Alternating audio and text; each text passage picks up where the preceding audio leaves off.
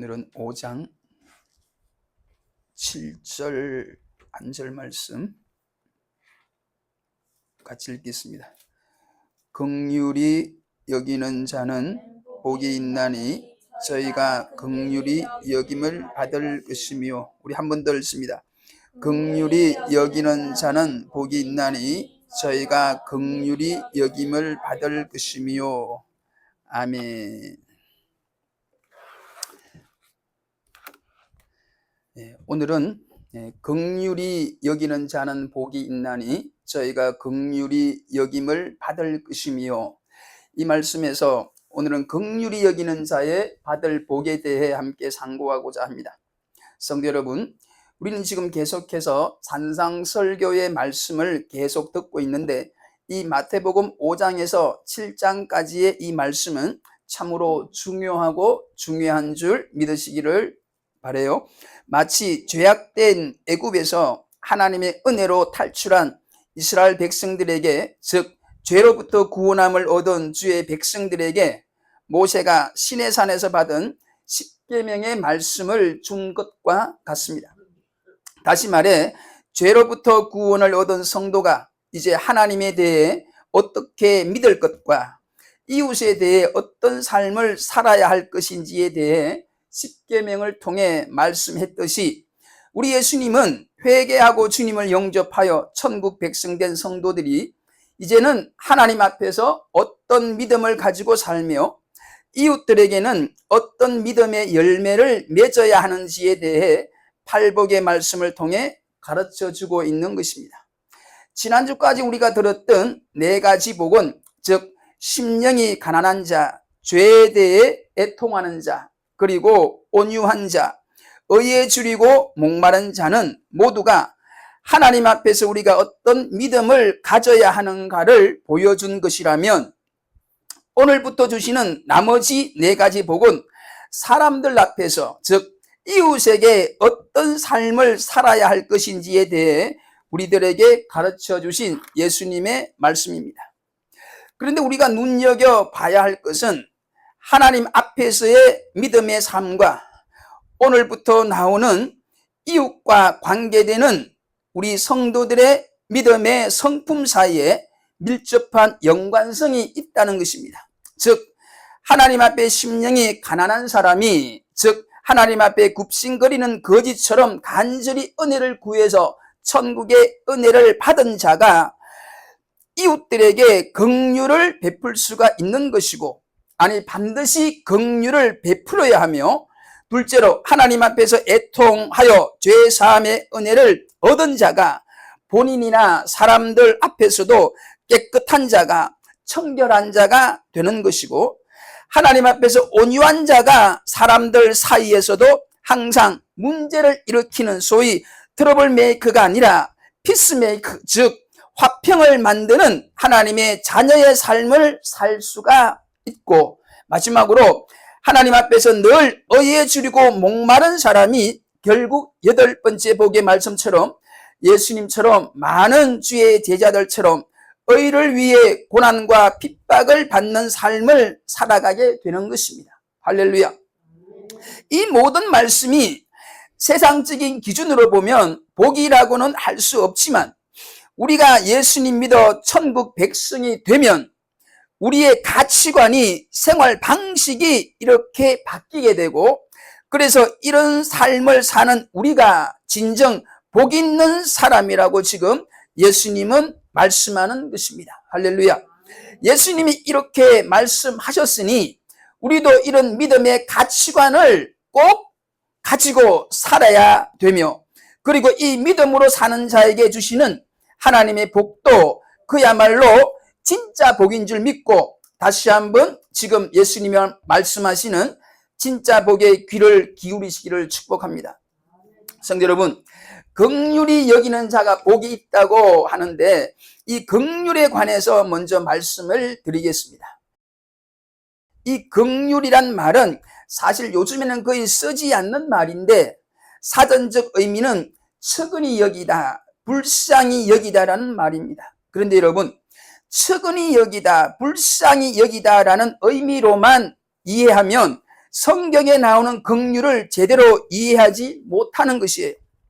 성경에 나오는 긍휼은 우리가 남의 눈 속에 들어가서 그의 눈으로 보고 그의 마음으로 함께 느껴본다는 의미가 있어요. 즉 다른 사람의 고통과 비참함과 슬픔을 자기 것으로 받아들여 마음 아파하고 그래서 그를 건져주는 것입니다. 이것을 긍휼이라 그래요. 그러므로 긍휼히 여기는 자는 무엇보다 사람에 대한 깊은 이해와 사랑을 가지고 있는 사람입니다. 우리가 이렇게 남을 긍휼히 여겨야 되는데, 아니 주님을 믿은 우리들은 자연히 남을 긍휼히 여기게 되는데, 그 이유는 하나님께서 먼저 나를 긍휼히 여기셨기 때문입니다. 할렐루야. 사실 긍휼은 우리 죄인들의 마음으로는 가질 수 없는 마음입니다. 즉 사람 마음속에 있는 것이 아니라는 겁니다. 긍휼은 하나님의 마음이기 때문입니다. 이 하나님의 긍휼로 인해서 우리 죄인들이 죄사함 받고 천국 백성 된 줄 믿으시기를 축복합니다. 에베소서 2장 4절로 5절에 긍휼에 풍성하신 하나님이 우리를 사랑하신 그 큰 사랑을 인하여 허물로 죽은 우리를 그리스도와 함께 살리셨고, 디도서 3장 5절에 우리를 구원하시되 우리의 행한 바 의로운 행위로 말미암지 아니하고 오직 그의 긍휼하심을 쫓아 중생의 시슴과 성령의 새롭게 하심으로 하셨나니, 히브리서 4장 16절에는 그러므로 우리가 긍휼하심을 받고 때를 따라 돕는 은혜를 얻기 위하여 은혜의 보좌 앞에 담대히 나아갈 것이니라고 말씀하신 것을 믿으시기를 축복합니다. 그러므로 여러분, 우리가 하나님 앞에 죄 용서 받은 것도, 우리가 하나님 앞에 구원의 은혜를 받은 것도, 우리가 하나님 앞에 때를 따라 돕는 은혜를 받는 것도 모두가 우리를 향한 하나님의 긍휼 때문인 줄 믿으시기를 축복합니다. 할렐루야. 여러분, 하나님의 우리를 향한 이 긍휼을 다시 한번 성경을 통해 살펴보면 다음과 같은 믿음의 고백을 우리도 할 수 있을 것입니다. 즉 긍휼에 풍성하신 하나님께서 나 같은 죄인을 불러서, 우리 같은 죄인을 불러서 믿음 주시고 그 믿음을 가진 우리들의 모든 죄를 무조건 용서하시고 십자가의 피로 우리의 죄를 씻어주시고 성령으로 인을 쳐서, 즉 도장을 찍듯이 우리 마음에 믿음의 확신을 주셔서 너는 이제부터 의인이야, 너는 이제부터 내 자녀야, 그러니까 그 믿음으로 언제든지 내게 기도해, 내가 너를 도와줄게, 너가 어디로 가든지 너와 함께하고 너를 축복할 거야. 이 주님의 음성을 우리도 듣게 된 줄 믿습니다. 할렐루야. 무엇보다도 우리도 이 주님의 음성을 믿음으로 영접한 천국 백성이 된 줄 믿습니다. 성도 여러분, 이렇게 믿음으로 하나님의 긍휼하심을 받은 자는 당연히 반드시 남을 긍휼히 여기는 자가 된다는 것입니다.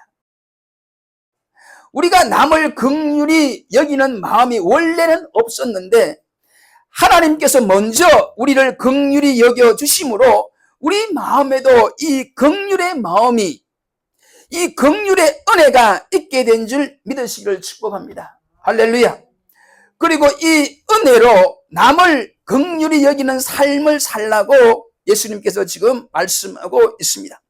여러분, 모세가 하나님께 받은 10계명에는 우리 성도들이 세상에서 해야 될 계명 중에 부모에게 효도하라는 말씀이 제일 먼저 나오는 반면, 우리 예수님께서 천국 백성 된 우리들에게 인간 관계에서 제일 먼저 주시는 말씀이 너희가 긍휼하심의 은혜를 받았으니 너희도 이제는 긍휼히 여기는 자가 되어라고 긍휼히 여기는 것을 제일 먼저 말씀하셨다는 사실을 우리는 꼭 이 시간 기억했으면 좋겠습니다. 여러분, 부모에게 효하는 것이 하나님을 제대로 믿는 우리 성도들의 해야 할 첫 번째 계명인 줄 믿습니다. 이웃을 긍휼히 여기는 삶이 하나님을 믿는 우리 성도들이 세상에서 감당해야 할 첫 번째 복이요 사명인 줄 믿으시기를 축복합니다. 그러므로 이 긍휼을 우리의 중요한 기도 제목으로 삼으시기를 축복합니다. 여러분, 우리가 사는 이 세상이 점점 인정이 메마르고 각박해져 가고 있는 것을 느끼시는가요? 솔직히 옛날보다는 지금이 훨씬 부유하고 살기 좋은 세상인 것은 사실이지만 옛날만큼 지금이 꼭 행복하다고는 말할 수 없을 것입니다. 지금이 도리어 상대적으로 느끼는 그 불만과 불행한 일들이 훨씬 많은 것 같아요. 여러분, 왜 세상이 이렇게 되었을까요? 저는 말씀을 준비하면서 남을 긍휼히 여기는 분들이 예전보다 많이 줄었기 때문이 아닌가. 그래서 긍휼히 여김 받은 사람이, 즉 도움받은 경험이 있는 사람이 예전보다 많이 줄었기 때문이 아닌가 생각을 해보는 겁니다. 다시 말해 어느 누구로부터 긍휼히 여김을 못 받았으니까 당연히 남을 긍휼히 여기지 못하게 되는 거고, 이러한 악순환이 지금의 각박한 사회를 만들었다고 생각이 드는 겁니다. 여러분, 이러한 상황에서 누가 이 메마른 세상에 긍휼히 여기는 환경을 다시 만들 수 있을까요? 다시 말해 누가 이 긍휼의 선순환을 만들 수 있느냐는 것입니다. 이 질문에 오늘 말씀이 대답을 해주고 있습니다.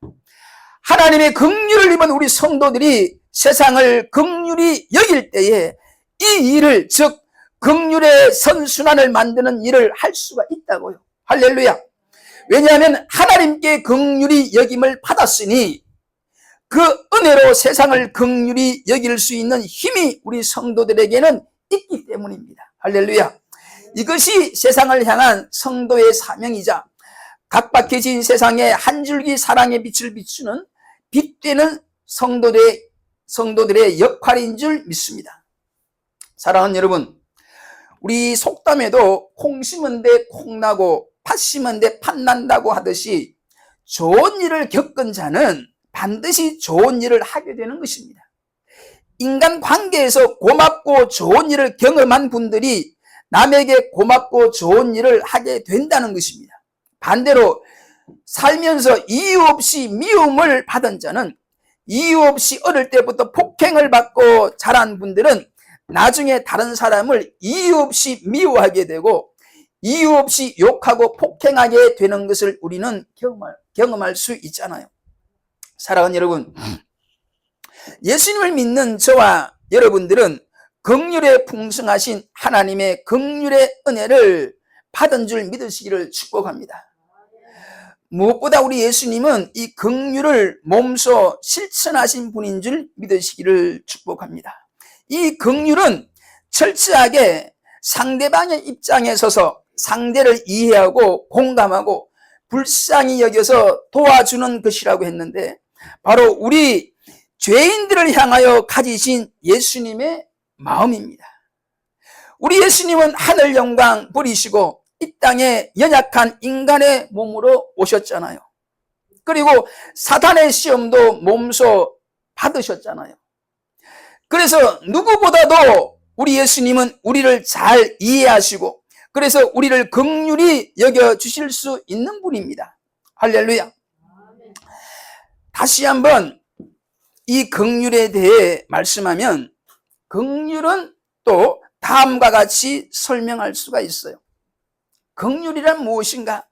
우리들을 향하여 흘러넘치는 그 사랑을 주체하지 못하시는 하나님께서 우리 죄인들을 대할 때 보여주는 그 모습, 그 태도가 긍휼입니다. 하나님 입장에서 보지 않고 철저히 우리 연약한 우리 입장에 서서 우리를 바라보시고 우리를 불쌍히 여기시고 우리를 이해하려고 노력하시며 조건 없이 우리를 도우시는 그 사랑이 긍휼입니다. 이 긍휼의 은혜를 받으신 여러분들은 진심으로 복받은 자인 줄 믿으시고 하나님께 크게 감사하시기를 축복합니다. 하나님의 긍휼의 은혜를 받았다고 믿는 사람들은 아멘하여 하나님께 영광 돌리시기를 축복합니다. 지금 아멘 하신 분들은 하나님께 꼭 감사하시기를 바랍니다. 왜냐하면 모든 사람이 이 긍휼의 은혜를 받지는 못했으니까요. 하나님의 말씀에도 내가 긍휼히 여길 자를 긍휼히 여긴다고 하셨으니 모든 사람이 긍휼을 받은 건 아니라는 겁니다. 그러므로 내가 하나님의 긍휼을 받았다고 여겨지면 진심으로 감사해야 되고, 우리 또한 이웃을 긍휼히 여기는 삶을 살아야 될 줄 믿습니다.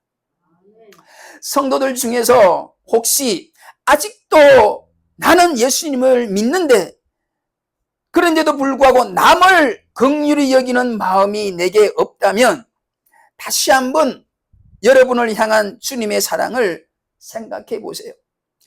여러분이 은혜 받을 만한 자격이 있어서 긍휼의 은혜를 받았는지? 아니잖아요. 우리는 자격이 없는데 긍휼의 풍성한 하나님이 무조건적으로 용서하고 사랑하셔서 이렇게 천국 백성이 되었잖아요. 그러므로 이 하나님의 무조건적인 긍휼을 믿는 자는 반드시 남을 무조건 우리도 긍휼히 여겨야 됩니다.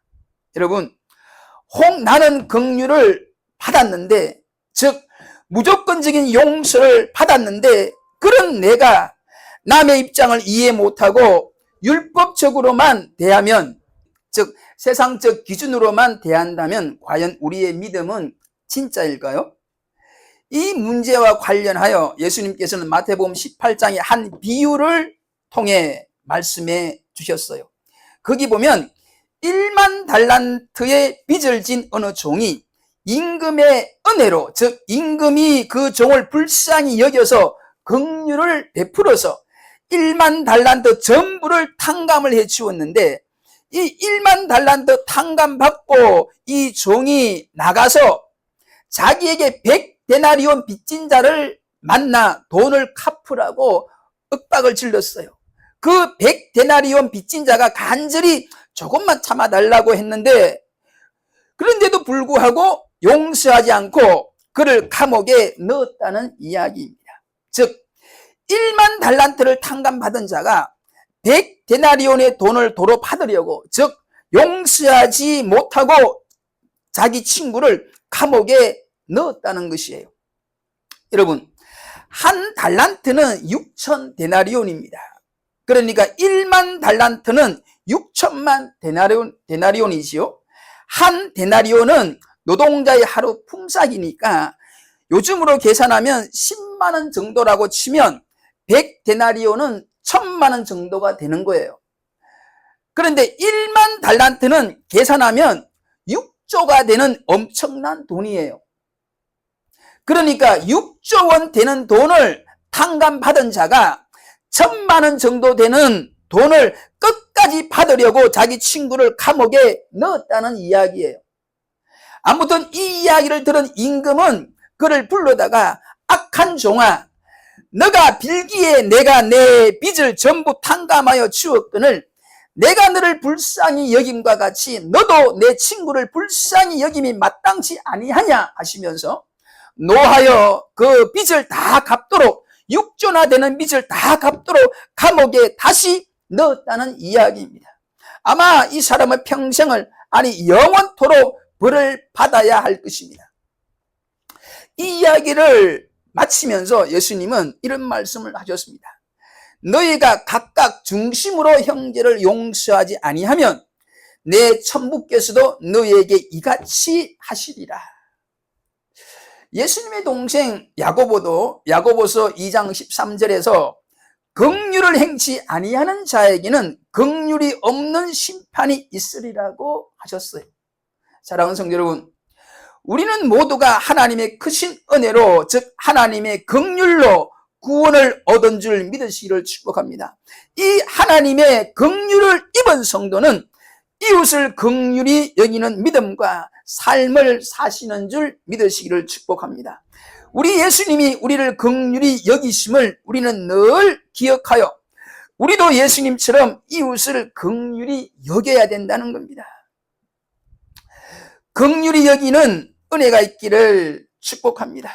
여러분, 다시 한번 말하지만 긍휼은 상대방 입장에서 생각하고 공감하고 그래서 도와주는 것입니다. 그러므로 내 입장에서 생각하고 말하는 습관을 버리고 상대방의 입장에서 생각하는 믿음의 습관, 즉 긍휼의 습관을 가지시기를 다시 한번 축복합니다. 오늘은 긍휼히 여김을 받은 자가 다시 이웃을 긍휼히 여기는 자가 된다는 말씀을 드렸습니다. 우리가 이렇게 이웃을 긍휼히 여기면 다시 하나님으로부터 그리고 이웃으로부터 긍휼히 여김을 받는 복이 계속 임한다는 것입니다. 긍휼의 선순환이 된다는 것입니다. 할렐루야. 이것이 오늘 우리 성도들에게 주시는 변화된 가치관이요 또한 축복이라고 우리 주님이 말씀하시는 것입니다. 사랑하는 여러분, 하나님으로부터 은혜를 받은 성도는 이 세상에서 감당해야 될 사명이 있는 줄 믿으시기를 축복해요. 그 첫 번째 사명이 세상을 긍휼히 여기는 것입니다. 하나님으로부터 긍휼하심을 입어 구원 얻은 우리 성도가 이 세상에서 해야 될 사명은 하나님이 우리를 긍휼히 여김같이 우리도 세상을 긍휼히 여겨야 한다는 게 오늘의 말씀이자 우리의 축복인 줄 믿습니다. 어느 선배 목사님이 이런 말씀을 하셨어요. 우리 성도들에게 있어서 이웃이란 긍휼과 기도의 대상이다. 우리 성도들에게 있어서 우리가 살고 있는 주변의 이웃들은 우리가 감당해야 될 기도의 대상이요 우리가 베풀어야 할 긍휼의 대상이다. 믿습니까? 우리는 이웃을 위해 기도해야 될 사명이 있는 줄 믿으시기를 축복합니다. 또한 우리는 이웃을 긍휼히 여겨야 할 사명이 있는 줄 믿으시기를 축복해요. 그리고 그 선배 목사님이 이런 말을 하셨어요. 교회의 교인들도 크게 보면 두 부류로 나눌 수 있는데 나를 위해 기도해 주는 교인이 있고 나를 기도하게 만드는 교인이 있다고. 무슨 말씀인지 아시겠어요? 나를 위해 기도해 주는 교인이 있고 나를 기도하게 만드는 교인이 있다는 겁니다. 여러분들은 저를 위해 기도해 주는 성도가 되시기를 축복합니다. 마찬가지로 여러분, 세상에는 나를 긍휼히 여겨준 사람들과 내가 긍휼히 여겨야 될 사람, 이 두 부류가 있는 겁니다. 다시 한번 말씀드립니다. 하나님의 긍휼의 은혜를 입은 성도님들, 이 하나님께 진심으로 감사를 드리시기를 바라요. 여러분, 우리가 살면서 가끔 가슴이 답답할 때가 누구나 있잖아요. 여러분은 세상 살면서 많이 답답할 때가 언제인가요? 제 경우는 사람들이 내 입장을 모르고 즉 나를 이해 못하고 자기 말만 할 때 제일 답답한 것 같아요. 그렇게 할 수밖에 없었던 내 입장은 이해하지 않고 자기 말만 할 때 답답하잖아요. 그런데 여러분, 우리는 우리의 입장에서 우리를 이해해 주시고 허물 많은 우리들의 잘못을 용서하시고 우리를 사랑해 주신 주님의 은혜를 입은 자들입니다. 할렐루야. 그러므로 하나님께 크게 감사하시기를 다시 한번 축복합니다. 그리고 우리들도 상대방의 입장에서 상대를 생각하며 말하고 돕는, 즉 긍휼에 풍성하신 주님을 닮아가는 주의 백성들이 다 되시기를 다시 한번 축복해요. 그리고 마지막으로 긍휼 중에 우리가 반드시 해야 될 가장 큰 긍휼의 실천이 있어요. 바로 전도인 줄 믿습니다. 가장 힘써서 이웃을 불쌍히 여겨야 되는데 가장 힘써서 주님의 마음을 품고 이웃을 섬겨야 되는데 그것이 바로 뭐라고요? 전도라는 겁니다.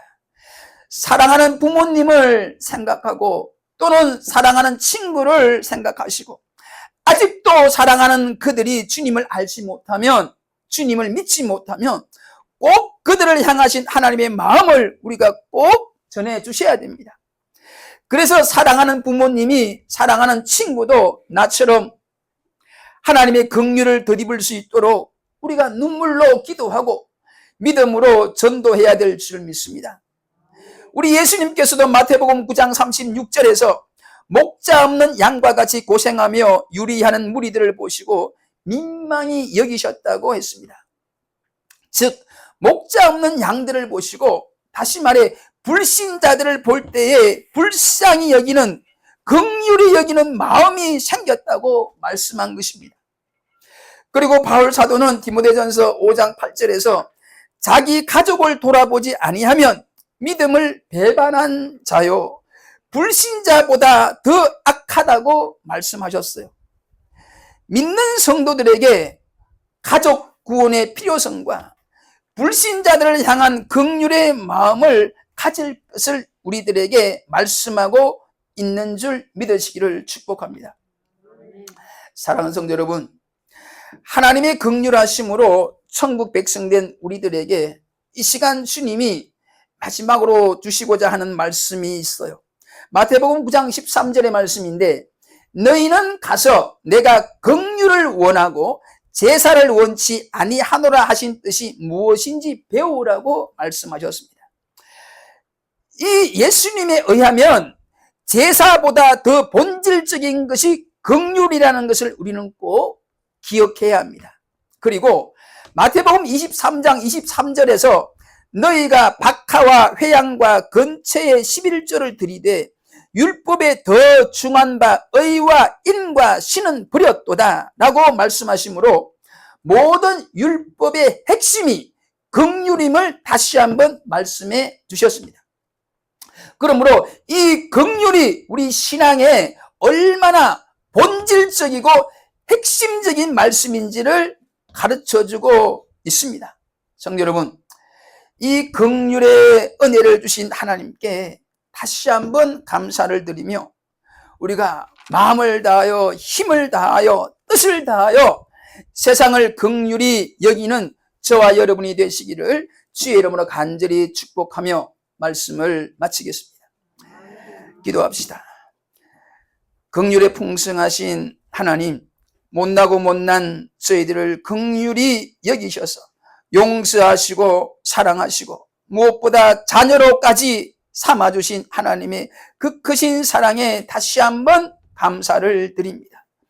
오늘 주신 말씀을 꼭 마음에 새기도록 하셔서 우리에게 주신 세상의 사명을, 즉 세상을 긍휼히 여기는 일을 반드시 능히 감당할 수 있도록 다시 한번 은혜를 주시기를 긍휼에 풍성하신 예수님의 존귀하신 이름으로 간절히 기도 올리옵나이다.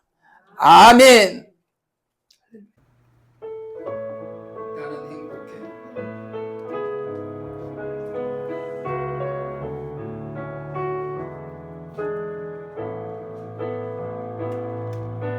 주님 한 분밖에는 아닌 사람 없어요.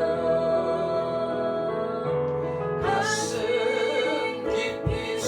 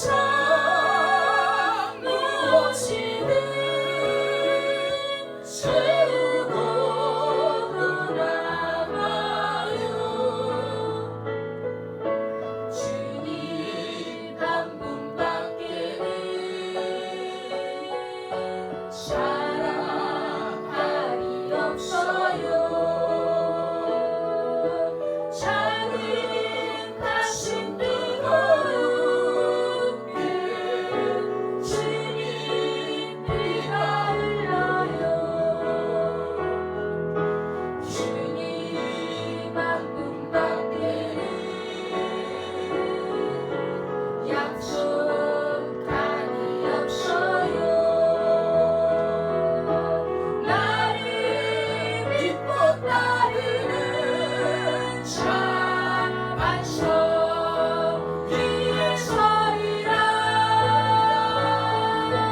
나는 행복해요.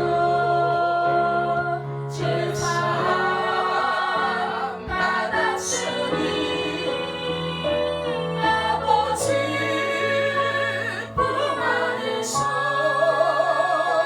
떠나 살기 싫어요. 나는 행복해요. 사랑이 샘솟으니 이 세상 무엇이든 채우고 돌아가야 행복해요. 나는 행복해요. 제사 받았으니 제사 받았으니 아버지 품 안에서 떠나 살기 싫어요. 나는 행복해요. 나는 행복해요. 사랑이 샘솟으니 이 세상 무엇이든 채우고 돌아가. 한 번만 더 믿음으로 고백합니다. 나는